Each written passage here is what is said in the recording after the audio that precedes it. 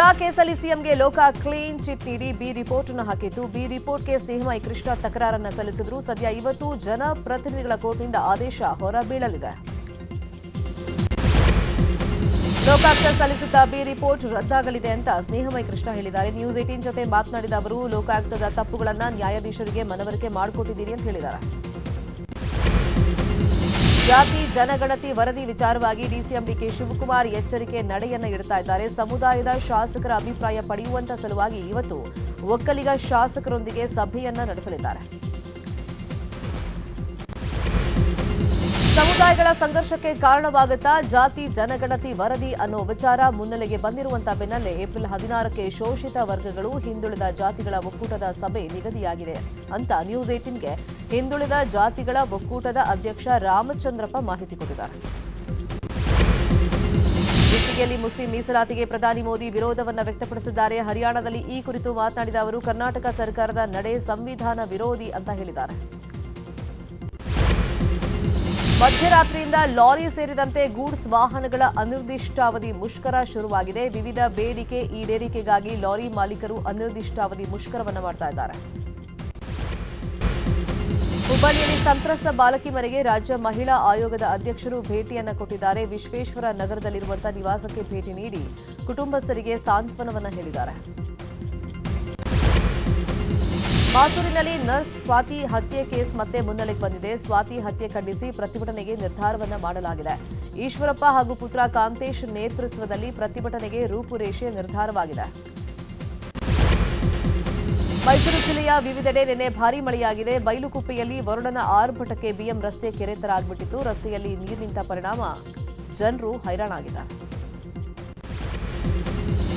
ದಕ್ಷಿಣ ಕನ್ನಡ ಜಿಲ್ಲೆಯಲ್ಲಿ ಅಕಾಲಿಕ ಗಾಳಿ ಮಳೆಯಿಂದ ಭಾರೀ ಅವಾಂತರ ಸೃಷ್ಟಿಯಾಗಿದೆ. ಮೂಡುಬಿದಿರೆಯಲ್ಲಿ ಗಾಳಿ ಮಳೆಗೆ ಬೃಹತ್ ಹೋರ್ಡಿಂಗ್ ಮುರಿದು ಬಿದ್ದಿದೆ.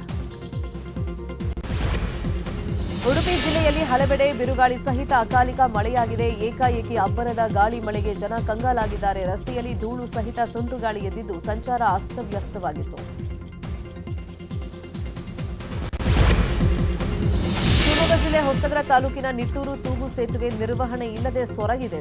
2011ರಲ್ಲಿ ನಿರ್ಮಾಣವಾದ ತೂಗು ಸೇತುವೆಗೆ ಕಾಯಕಲ್ಪ ಬೇಕಾಗಿದೆ. ಪ್ಲಾಸ್ಟಿಕ್ ತ್ಯಾಜ್ಯದಿಂದ ಮಲಿನಗೊಂಡಿದೆ ಭೀಮೆಯ ಒಡಲು. ಬಟ್ಟೆ ಪ್ಲಾಸ್ಟಿಕ್ ಕಸದಿಂದ ತುಂಬಿ ತುಳುಕ್ತಾ ಇದೆ ಭೀಮಾ ನದಿ. ಯಾದಗಿರಿ ನಗರದ ಹೊರವಲಯದ ಭೀಮಾ ನದಿ ತ್ಯಾಜ್ಯದಿಂದ ಹಸಿರು ಬಣ್ಣಕ್ಕೆ ತಿರುಗ್ತಾ ಇದೆ. ಬಂಡೀಪುರ ಅಭಯಾರಣ್ಯದಲ್ಲಿ ಪ್ರವಾಸಿಗರಿಗೆ 4 ಮರಿಗಳೊಂದಿಗೆ ತಾಯಿ ಹುಲಿ ದರ್ಶನವನ್ನು ಕೊಟ್ಟಿದೆ. 4 ಮರಿಗಳು ತಾಯಿ ಹುಲಿಯೊಂದಿಗೆ ಹೆಜ್ಜೆ ಹಾಕ್ತಿರುವಂತಹ ದೃಶ್ಯ ಪ್ರವಾಸಿಗರ ಮೊಬೈಲ್ ಕ್ಯಾಮೆರಾದಲ್ಲಿ ಸೆರೆಯಾಗಿದೆ. ಕರ್ನಾಟಕ ಕರಾವಳಿಯಲ್ಲಿ ಹೊಸ ವರ್ಷ ಆಚರಣೆ ಮಾಡಲಾಗಿದೆ. ಸೌರಮಾನ ಪದ್ಧತಿಯಂತೆ ಕರಾವಳಿಯಾದ್ಯಂತ ಯುಗಾದಿ ಹಬ್ಬವನ್ನು ಆಚರಣೆ ಮಾಡಲಾಯಿತು. ಏಪ್ರಿಲ್ 14ರಿಂದ ಆರಂಭವಾಗುವಂತಹ ಹೊಸ ವರ್ಷದ ಕ್ಯಾಲೆಂಡರ್ ಅನ್ನು ಇದೇ ಮೊದಲ ಬಾರಿಗೆ ಜೈ ತುಳುನಾಡು ಸಂಘಟನೆ ಬಿಡುಗಡೆ ಮಾಡಿದೆ.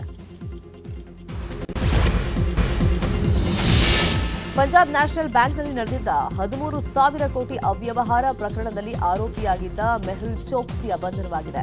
ಬೆಲ್ಜಿಯಂನಿಂದ ಚೋಕ್ಸಿಯನ್ನ ಕರೆತರಲು ಸಿದ್ಧತೆಯನ್ನ ಮಾಡಿಕೊಳ್ಳಲಾಗಿದೆ. ಮೋದಿ ಪ್ರಧಾನಿಯಾಗುವವರೆಗೂ ಪಾದರಕ್ಷೆಗಳನ್ನ ಧರಿಸೋದಿಲ್ಲ ಅಂತ ಈ ಹಿಂದೆ ಪ್ರತಿಜ್ಞೆ ಮಾಡಿದ ಹರಿಯಾಣದ ಅಭಿಮಾನಿಯನ್ನ ಪ್ರಧಾನಿ ಮೋದಿ ಭೇಟಿಯಾಗಿದ್ದಾರೆ.